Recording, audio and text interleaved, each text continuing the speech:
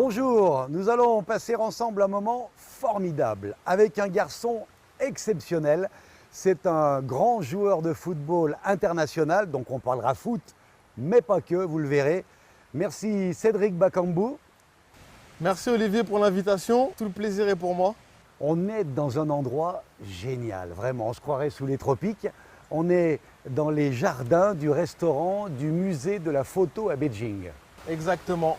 Ce garçon a déjà une carrière bien remplie puisqu'il a joué à Sochaux de 2010 à 2014, puis il est parti en Turquie jouer à Bursaspor en 2015. Ensuite, premier gros transfert à Villarreal en Espagne de 2015 à 2018 où il a laissé des traces positives de son passage pour avoir un super transfert cette fois-ci à Beijing-Guan en Chine où il joue depuis 2018. On te surnomme Bakagol puisque tu es attaquant, que tu marques des buts. Ce surnom vient d'où? Ce surnom vient de Kinshasa. En fait, il faut savoir que c'est une contraction de mon nom de famille, Bakambu, Cédric Bakambu, Ouais. et du mot goal. Donc, comme je suis attaquant, que je marquais pas mal de buts, que je marque pas mal de buts, donc les fans ont décidé de me surnommer ainsi. Et c'est un surnom que j'affectionne particulièrement, que j'ai gardé, j'en ai fait une marque par ailleurs, par la suite. Et puis voilà. C'est plutôt sympa, les fans crient « Bakagol » chaque fois que tu marques. Ouais, voilà. C'est bien, ou que tu rentres, ou que tu sors du terrain. Champion d'Europe en 2010 dans l'équipe de France des moins de 19 ans. Avec Griezmann, par exemple. Par exemple. Un certain Alexandre Lacazette qui aujourd'hui évolue à Arsenal. Ah ouais, tu es resté copain avec eux? Ouais, toujours. On s'est affrontés. Je pense notamment à Antoine. Après, il y en a d'autres que j'ai moins croisés. C'est le cas d'Alexandre. Ouais. Et puis voilà, aujourd'hui, je joue en équipe nationale avec Gaël, Kakuta, Chris Mavinga aussi. Donc ouais, voilà, on est toujours en contact. Meilleur joueur en octobre 2017 en championnat espagnol, la Liga. Meilleur joueur du championnat espagnol, c'est pas évident. Révélation. Révélation. Attention. D'accord, révélation. Le meilleur joueur, c'était Messi. Oui, j'allais dire, il y a quand même La du révélation, très lourd. ouais. La révélation. Voilà. Vainqueur de la Coupe de Chine en 2018, meilleur buteur du championnat chinois la saison dernière, et s'il vous plaît, alors ça, cerise sur le gâteau, meilleur buteur de l'histoire du club de Pékin, Beijing-Guan. Ça veut dire une statue bientôt dans le nouveau stade? Non, je ne sais pas si ça veut dire une statue, mais voilà. Moi, en tout cas, ça me fait plaisir. Le plus important, c'est vraiment de mettre mon talent au profit du collectif. Chose que j'essaye de faire, que je fais plutôt bien. Et donc voilà, après, maintenant, les stats, je ne les aurais pas sans mes coéquipiers, sans mes partenaires, sans les assists, les passes décisives. Donc c'est un travail d'équipe. Moi, je suis là seulement pour bonifier le travail de l'équipe. Et c'est une chose que j'arrive à faire actuellement. Bon, il faut quand même préciser que tu as 30 ans. Oui, Donc je viens de c'est les avoir. l'âge de la maturité, tu viens de les avoir, ouais, l'âge de la maturité pour un joueur, la grande maturité. Donc toute ton expérience, tu la mets au service de l'équipe. C'est bien pour ça que tu es le leader de cette équipe. Et moi qui ai assisté à plusieurs matchs de Beijing-Guan, je peux le dire, on sent qu'il y a un gars qui d'un seul coup transcende l'équipe, la tire vers le haut et amène les joueurs à se surpasser. Ouais, j'essaie de le faire de par mon expérience, de par mon âge, de par mon statut aussi. Donc ouais, c'est quelque chose qui me réussit. En tout cas, moi je suis fier d'accompagner et d'aider mon équipe au maximum. Ouais. Donc, né en 91 à Ivry-sur-Seine, banlieue parisienne, comment s'est passée ton enfance déjà? C'est pas Neuilly quand même. C'est pas Neuilly, mais c'est pas le Congo non plus. Donc voilà, on va pas non plus trop se plaindre. Enfance, on va dire, assez normale. Grâce à mes parents, je n'ai manqué de rien durant mon enfance. Je suis né à Ivry-sur-Seine dans le 94, la banlieue sud de Paris. J'ai grandi à Vitry. Il faut savoir que je n'ai jamais habité à Ivry, mais voilà, c'est deux communes voisines, donc c'est la même chose. Et puis, ouais, comme tu as pu le dire précédemment, c'est pas Neuilly, mais voilà, je ne suis pas à plaindre. Éducation assez stricte quand même, papa et maman derrière, attention? Ouais, surtout papa qui mettait beaucoup l'accent sur l'école. Donc il faut savoir que voilà, j'avais un deal avec mon père. Ce deal stipulait que si je n'avais pas mon bac, je ne pouvais pas continuer les cours. Je ne pouvais pas continuer le foot, pardon.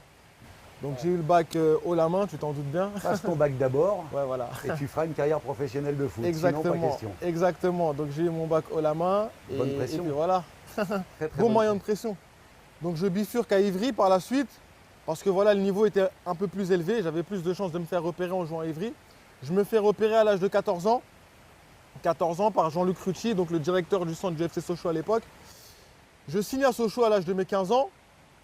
15 ans, donc je fais mes classes à Sochaux, je suis en internat, je passe mon bac à Sochaux, je suis en sport-études et je signe mon premier contrat professionnel à l'âge de 19 ans, donc suite à la finale de la Coupe Gambardella, perdue avec Sochaux au Stade de France. Ils devaient être fiers quand même les parents de se dire il a réussi son bac, il brille dans le foot et donc il va sans doute réussir la vie qu'il veut mener, quoi. Ouais, voilà, c'était pour moi, je pense, la meilleure période de ma carrière, ma première signature pro. Je m'en rappelle comme si c'était hier. J'avais 19 ans et on restait sur une finale de... Il faut savoir que la Coupe Gambardella, c'est la Coupe de France chez les jeunes. Donc la finale se joue au Stade de France, en levée de rideau de la finale de la Coupe de France. Donc c'était quelque chose d'extraordinaire pour nous à l'époque. On joue la finale, j'ai la chance de marquer au Stade de France, un partout. On perd le match face au FC Metz.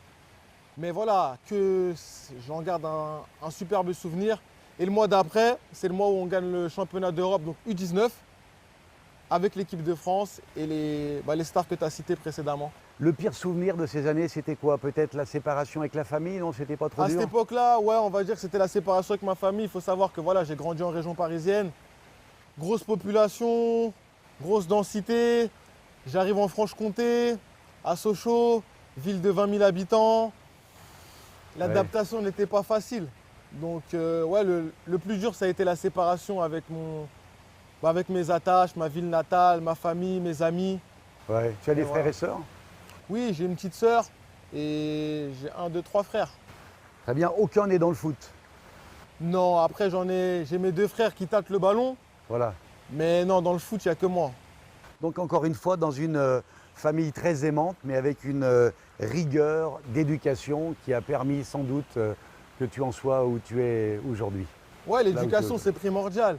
Et je pense que si je n'avais pas été accompagné, mes parents m'ont beaucoup poussé, m'ont beaucoup soutenu. Je pense à ma mère qui m'a acheté mes premières paires de chaussures pour que j'aille jouer au foot. Voilà, c'était un investissement à l'époque, il faut le savoir. Ouais. Et ouais, mon père qui faisait le maximum malgré le travail pour venir me chercher en cours, aller me déposer, au foot. Donc voilà, tous ces sacrifices-là, c'est des sacrifices qu'on ne voit pas, des sacrifices invisibles entre guillemets, mais qui payent à la fin.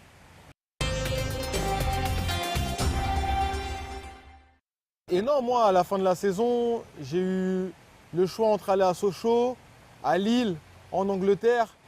Et le choix, il a été vite fait parce que, comme je l'ai dit tout à l'heure, Jean-Luc Rucci, donc le président de Sochaux à l'époque, a su trouver les mots justes pour me convaincre. Je suis allé à Sochaux, j'ai visité les installations, ça m'a plu. Et puis voilà, il faut savoir aussi que Sochaux a fait éclore Jérémy Ménez, originaire de Vitry-sur-Seine, donc la ville qui m'a vu grandir. Donc pour moi, c'était, on va dire, le cursus normal, assez logique. Très bien. Tu es à Sochaux, Ouais. et à Sochaux, c'est un agent qui te propose d'aller en Turquie, c'est le club turc qui te repère, comment ça se passe? Bon, on est dans une situation délicate parce qu'on vient de descendre en Ligue 2 et le club veut se séparer en fait des, entre guillemets, gros salaires. Donc il m'ouvre une porte de sortie. J'ai le Standard de Liège à l'époque qui me propose quelque chose. Ah oui. J'ai Reading, donc la D2 anglaise. Et j'ai la Turquie. J'ai Bursaspor. En France, je n'ai pas eu trop de sollicitations à l'époque. Et bah voilà, là, encore une fois, moi je suis quelqu'un qui marche à l'affectif. Et les Turcs ont trouvé les mots justes, ils ont su me convaincre.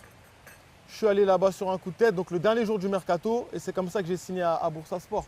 Rapidement, parce qu'on a quand même tous un peu cette image-là. C'est quand même hard le foot en Turquie, non?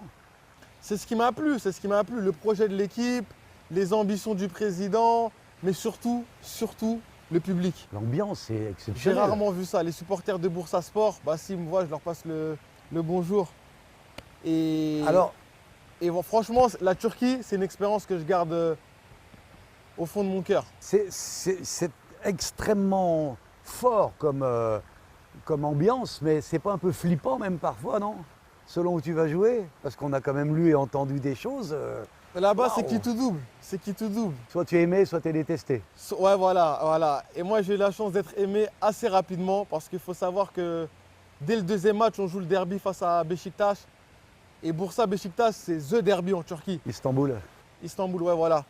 Et je joue, je performe, je joue bien et les supporters m'ont tout de suite adopté. Donc ouais, très belle aventure en Turquie. Ensuite, Villarreal, au bout d'un an, comment ça se passe? Le Ouais, club te 10 mois après, contacte parce que ou je un fais une agent? superbe saison en Turquie. Oui. Donc je marque 21 buts, je crois, en 40 matchs ou un truc comme ça. Ah bah Cagole, hein. Ouais, Bakagol. On m'appelait déjà Bakagol à l'époque. Donc après, je me retrouve à Villarreal qui veut me faire signer, qui a des ambitions encore plus grandes que celles de Bursaspor. Villarreal, c'est la Liga, c'est le championnat le plus regardé à l'époque au monde. Et ouais, voilà, c'est Cristiano Ronaldo, c'est Messi. Tu as joué contre ces C'est- mecs-là, bien sûr. Voilà, donc comment refuser, comment refuser? Et on joue la Ligue Europa, donc tout de suite, je prends mes valises et j'y vais. Et tu as des souvenirs précis de cette période en Espagne, justement, avec les Messi, Ronaldo et compagnie, un match particulier ou Ouais, un- c'est extraordinaire, franchement, c'est top parce que tu joues avec ces mecs-là à la PlayStation. Ouais. Et là, tu les rencontres en vrai. Donc voilà, j'ai savouré chaque match, chaque minute passée sur les terrains de Liga. Et franchement, c'est un championnat dans lequel j'aimerais Retourner rejouer un jour. peut-être. Ouais, Et alors là, on y arrive, après Villarreal, Beijing One en 2018. Tu déboules à Pékin. Comment ça se passe?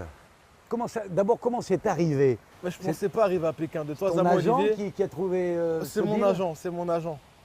Donc moi, je suis à Villarreal, je fais la meilleure saison de ma carrière. On a à mi-saison, je suis déjà à 9 buts et quelques passes décisives. Tout se passe bien à Villarreal. Je pensais vraiment pas partir. Je viens de re-signer un contrat avec Villarreal à l'époque. Donc je renouvelle de 4 ans. Et mon agent m'appelle, il me dit Cédric, il faut que je te voie. J'ai une offre à t'amener que tu ne pourras pas refuser. Il me dit ça comme ça. Il me dit il faut que je me déplace, que je te l'apporte en main propre. Et toi, tu te dis, tu penses pas à tout sauf la Chine. Tu te dis quoi, un championnat en Europe, tu sais pas? Aucune idée? Aucune idée parce que, comme je te l'ai dit précédemment, je viens de renouveler mon contrat avec Ah ouais, Villarreal ah ouais. 6 mois auparavant. Donc c'est un contrat qui était parti sur 5 ans. Il me restait 5 ans de contrat à Villarreal. Je me voyais vraiment pas partir. J'étais bien ouais. là-bas. Donc il faut que l'offre soit chouette, quoi. Exactement. Et donc il arrive, le jour d'après, on va manger. Il me dépose l'offre, effectivement. Donc voilà, c'est. D'ailleurs, j'en ai même fait une vidéo sur YouTube qui est disponible où je raconte un petit peu l'histoire de mon transfert, les insights, tout ça. J'ai cru Et que tu le allais dire pourquoi une du comment. jaunisse ou une crise cardiaque. Non, Ça m'a même fait pas. peur. Le pourquoi du comment du transfert. Et ouais, j'explique tout à l'intérieur. C'était une offre qui était difficilement refusable. Et d'autant plus que je n'oublie pas d'où je viens. J'en ai beaucoup parlé avec ma famille, mes parents, ma mère. Tout le monde était d'accord, tout le monde était content. Donc j'ai signé, j'ai pris la décision de signer au Beijing Gohan. Ils ont dû dire, c'est incroyable, quand tu pars en Chine, jouer en Chine. Ah, il y en a plein qui se sont dit, mais il est fou. Ouais. Il y en a plein qui se sont dit, il est fou. Parce que la Liga, à l'époque, comme je te l'ai dit tout à l'heure, c'est le meilleur championnat au monde. Ah ouais. Donc à cette époque-là, tu quittes le championnat où il y a Messi, il y a Ronaldo pour aller jouer en Chine. Les gens ne comprennent pas. Et donc voilà pourquoi j'ai fait cette petite story sur YouTube, l'histoire du transfert, pour expliquer justement aux gens. Alors tu arrives en Chine, comment ça se passe l'arrivée? Quand on arrive la première fois, on a un peu l'impression d'arriver dans un autre monde, quoi. C'est gigantesque, il y a une ambiance particulière, un dynamisme très particulier ici quand même, hein. Et puis des surprises sans arrêt. Ouais, exactement. Tout est possible ici. Donc comment ça se passe, toute cette adaptation? Ouais, tout est possible. Après, avant d'arriver en Chine, il faut savoir que j'ai quand même fait mes devoirs. J'ai checké un petit peu sur Internet et je me suis renseigné sur la ville de Pékin notamment. Bah, je ne savais pas que moi à l'époque, Beijing, ça voulait dire Pékin. Moi, je ne savais pas à l'époque. Donc je tape Beijing, je vois que c'est Pékin. Je dis, ah oui, pas mal, tout ça, tac, tac. J'arrive ici, déjà à l'aéroport, surpris parce que je suis accueilli par un fan club congolais. Donc j'arrive, je me dis, waouh, Ah il oui, y a des les Congolais, Congolais qui sont ici. voilà, même à Pékin, il y a des Congolais. Merci Olivier. Je t'en prie, on parle de Chine, donc je me dis, si on est en Chine, le thé, forcément. Le chai. Alors donc, et les donc voilà, Congolais, je suis accueilli à l'aéroport par le fan club congolais. La ville, incroyable. Mon premier match à domicile au Walker Stadium, incroyable. Franchement, aucun regret. Aucun. Bah, si je suis encore là aujourd'hui, oui. Ça fait quand même c'est- 3 ans. Ça fait quand même 3 ans. Là, c'est ma 4e saison, 4e année que j'entame. C'est que voilà, d'un côté, je me plais. Quelle a été la plus enthousiasmante pour toi de ces 3 saisons et la 4e La qui va première. démarrer? La première? Parce que C'est c'est ça. le début, tu découvres. Eh oui. Et c'est l'année où on gagne le titre. L'année où on est champion de Chine. Enfin, on gagne la coupe. Et ouais, c'est top. C'est Et top. puis après, il y a Bruno Genesio qui déboule. Ouais, Bruno Genesio qui déboule. l'ancien entraîneur de Lyon, Exactement. que, il vient. excuse-moi, avec lequel j'ai fait un entretien comme ça, très sympathique d'ailleurs. Non, Certains mais c'est s'en quelqu'un de souviennent bien, peut-être. c'est quelqu'un de bien. C'est quelqu'un de bien. Donc il est venu avec son staff. Et ouais, il est resté une saison et demie avec nous. Et ça a bien matché, c'est le Ouais, cas ça a de dire. matché dès le début. Dès le début, ça a matché. Il n'y a pas eu de problème. On a toujours échangé. Et c'est quelqu'un que j'admire énormément.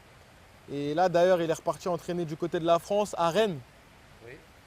Très belle saison aussi. Donc je lui souhaite tout le bonheur du monde. Restons sur la Chine maintenant, puisque tu y es si bien. Donc tu arrives, tu t'installes, hôtel d'abord au début, j'imagine. Ciao Hôtel, Hassan Netoun, pour les connaisseurs. Avant de trouver ton appartement, ta vie, tes copains, etc. Qu'est-ce que tu aimes dans la vie chinoise? Dans la vie chinoise, La nourriture? j'aime la mentalité. Ah, c'est bien. Bah, depuis que j'ai signé en Chine, mes amis me le disent. Avant, j'étais quelqu'un d'assez... Comment t'expliquer? Pas feignant, mais voilà, j'étais un peu lent, j'étais un peu mou. Et depuis que j'ai signé en Chine, la métamorphose. Ici, les gens ils vivent à 100 à l'heure. Il y a Ça un s'arrête dynamisme jamais. ici. Il y a un dynamisme incroyable. Ah oui, vraiment. Ça ne s'arrête pas. Et à ce côté aussi business. La Chine, c'est le pays du business. Donc voilà, et moi là, j'avance. Donc voilà, en dehors du foot, je fais aussi pas mal de choses à côté. D'un point de vue purement sportif, comment tu estimes le championnat chinois? Il y en a plein qui pensent que c'est facile, mais non. Ici, si tu fais pas le travail à fond, bah, tu t'en sors pas en fait. Donc ouais, les Chinois, c'est des gens qui rentrent dedans. Ils aiment beaucoup les gestes acrobatiques. Ah oui? Ouais, ils aiment beaucoup les tacles, tout ce qui est un petit peu spectaculaire. Et non, franchement, sportivement parlant, On dit que le football niveau. chinois est en train de... c'est pas la Liga non plus, c'est Non. pas le football européen, mais bon niveau. Le football est de plus en plus populaire. Les Chinois ne le cachent pas. Ils veulent organiser une Coupe du Monde dans quelques années, et si possible la gagner. Il y a encore du boulot, hein. Mais on sent qu'il y a une vraie évolution de la qualité du football chinois. Et ce sont des gens comme toi qui y participent. Puisque Moi, tu as c'est ce un qui m'a exemple. plu dans le discours du président. Il faut savoir qu'avant de signer, j'ai fait le FaceTime avec le président, on a parlé. Sérieux? Et oui. Tu as parlé Moi, en non. FaceTime avec Non, le pas le président président de la chinois. République, le président de Beijing Guan, pardon. Ah, Ah oui, non, bon, attention. j'allais dire, c'est vraiment Attention, un fan attention, alors du football. Attention, ne mélangeons pas tout. Et Donc, oui, avec moi le c'est président l'ambition de en fait. Beijing, t'es Moi, en FaceTime. Qu'est-ce Ouais, qu'il te voilà. dit? Comment il arrive à te convaincre? moi c'est l'ambition. C'est un club ambitieux. Ouais. Il me dit que voilà, ils avaient terminé 9e avant qu'on arrive du championnat. Et que Beijing c'est le club de la capitale, Ah ouais. qu'il faut redorer le blason, que normalement ça doit jouer le titre, ça doit remporter des titres, ça doit, tu vois. Et moi c'est ce qui m'a plu. C'est ce qui m'a plu dans son discours. C'est pour ça que voilà, je me suis senti concerné dès le début et j'ai pris mon rôle à cœur. Au tout début du coronavirus, vous vous mettez dans un stade vide. C'est quand même particulier, non? Ouais, ça je le souhaite à aucun joueur professionnel. Franchement, même à aucun joueur tout court. Le stade vide, c'est ce qu'il y a de pire dans le football. Et ouais, ça n'a pas la même ferveur, on va dire. Ça change tout, c'est différent. Et là, le fait de retrouver du public, ça redonne du baume au cœur, ça augmente le niveau de motivation. Et puis Eh voilà, oui. c'est le vrai football. Parce que les seules clameurs qu'on entend finalement, c'est l'entraîneur qui gueule, quoi. Ouais, mais à la télé, ils vous font pas des petits montages à la télé avec des bruits de supporters. Maintenant, on ou des- entend ah, ça, non oui, des fois. Ouais, Ouais. comme ça, ouais. Comment se passe une journée type pour Cédric Bakambu? Actuellement, je me réveille le matin, je vais à l'entraînement, je mange là-bas, donc on mange au stade. Tous les matins. Je rentre chez moi, ouais, je rentre chez moi. Début d'après-midi, je fais ma petite sieste. Ensuite, je ressors. Je vais manger avec des amis. Shopping un peu parce que Shopping, en tant que ouais, Congolais, ça paie comme jamais. Ça fait comme jamais. Ça paie comme jamais, forcément. Un peu de shopping, restaurant, on va voir les amis, on boit un verre, on rigole, on se la coule douce C'est et bien. on va dormir. Donc si tu as fait quelques écarts la veille, tu les payes le lendemain à l'entraînement. Exactement. Du coup, En général, j'essaie de faire des égards quand il n'y a pas entraînement le lendemain. très bien.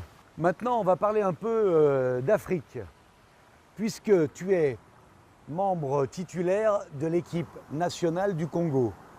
Et il faut préciser qu'on est beaucoup regardé en Afrique.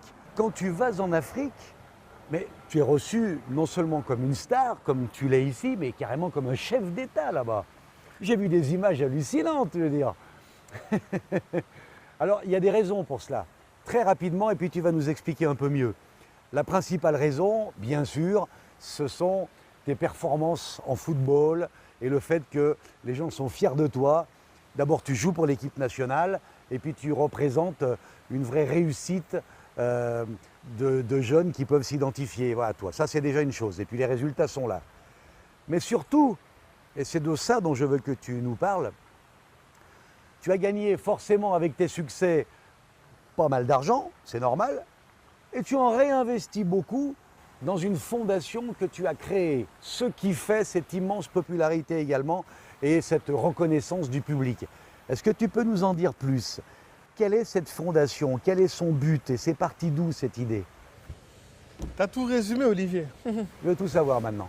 Ouais, c'est clair que de par mes performances sportives, voilà, les supporters m'aiment beaucoup. Agréablement surpris lors de mon premier voyage au Congo. Il faut savoir que c'est grâce au football en fait que j'ai découvert le Congo. Je n'étais jamais allé au Congo avant mes 23 ans. Ah ouais. Et c'est le fait de jouer pour la sélection nationale que voilà, je retrouve en quelque sorte les racines. Les racines. Et super content, super fier. Accueil de fou malade comme on dit chez moi. Et ouais, même encore aujourd'hui quand je repars là-bas, c'est extraordinaire. Tes parents doivent être fiers de ça aussi. Exactement, surtout ma famille. mère. Ouais, voilà, surtout ma mère. Mais oui. Et pour rebondir sur le fait de la création de la fondation, pourquoi avoir créé une fondation? Parce que voilà, il faut savoir que mes parents sont venus en France très tôt. Moi, je suis né en France. Et je me dis qu'en fait, mes parents, s'ils n'avaient pas quitté le Congo, à chaque fois que je me promène là-bas à Kinshasa, je vois les enfants dans la rue au Congo. Et je me dis qu'en fait, si mes parents n'avaient pas quitté donc l'Afrique très tôt, peut-être que j'aurais pu être l'un d'eux. Et moi, ça me touche énormément. Ça me touche énormément, donc il faut savoir que je suis un privilégié. C'est pour ça qu'en préambule, quand tu me posais la question enfance difficile, s'épanouir, j'ai dit certes, s'épanouir, Vitry-sur-Seine, mais voilà, ça aurait pu être beaucoup pire pour moi. Je te mens pas, Olivier. Ouais. C'est pour ça que le choix de créer une fondation, c'est un choix qui s'est fait naturellement. C'est un choix qui est venu du cœur. Et ma fondation a pour but justement d'accompagner la jeunesse à travers l'éducation. L'éducation, c'est vaste, c'est pas seulement la scolarité. L'éducation peut se faire aussi à travers le sport.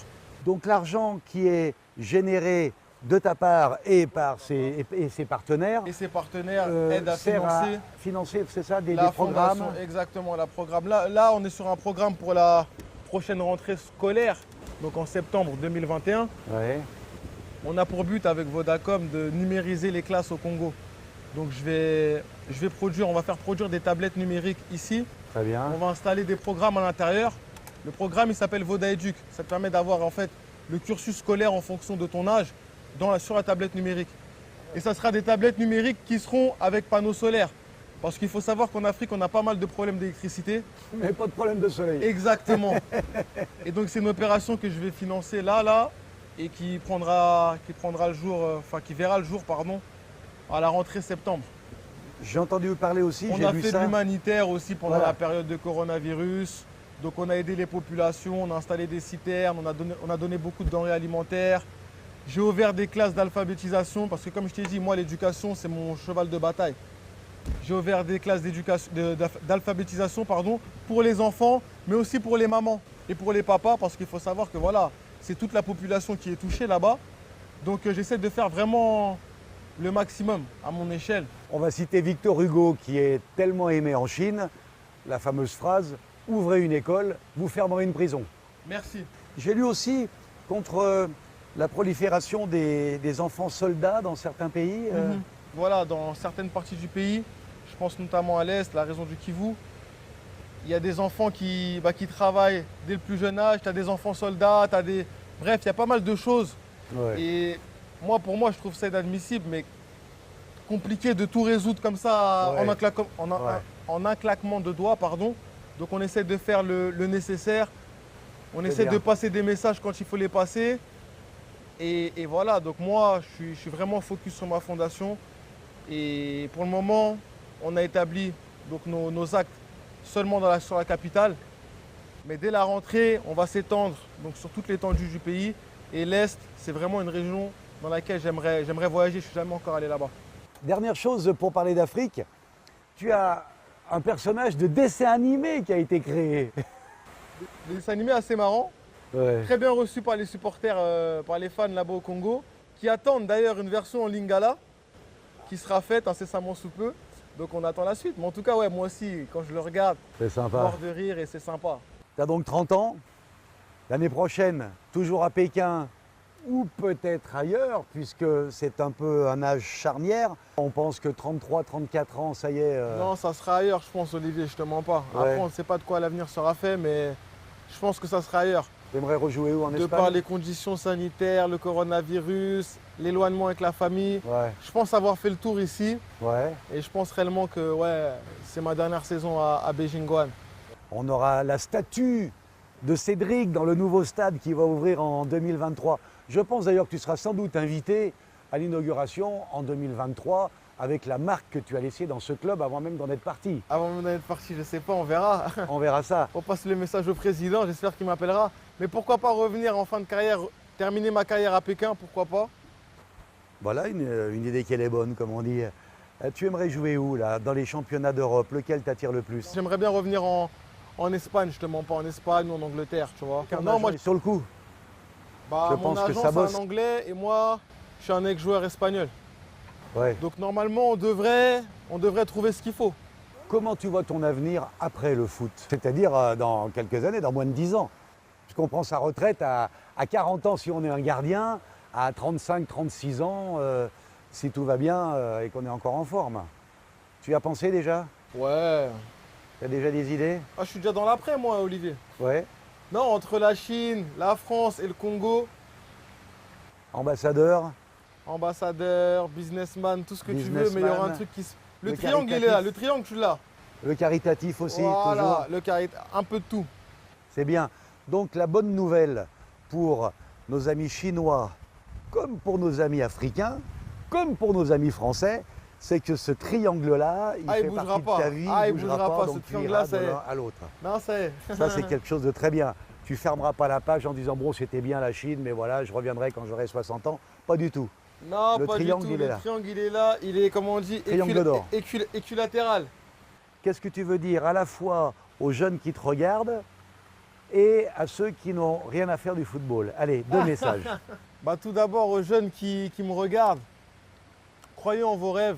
Rien n'est impossible dans la vie. Tout est possible en celui qui croit.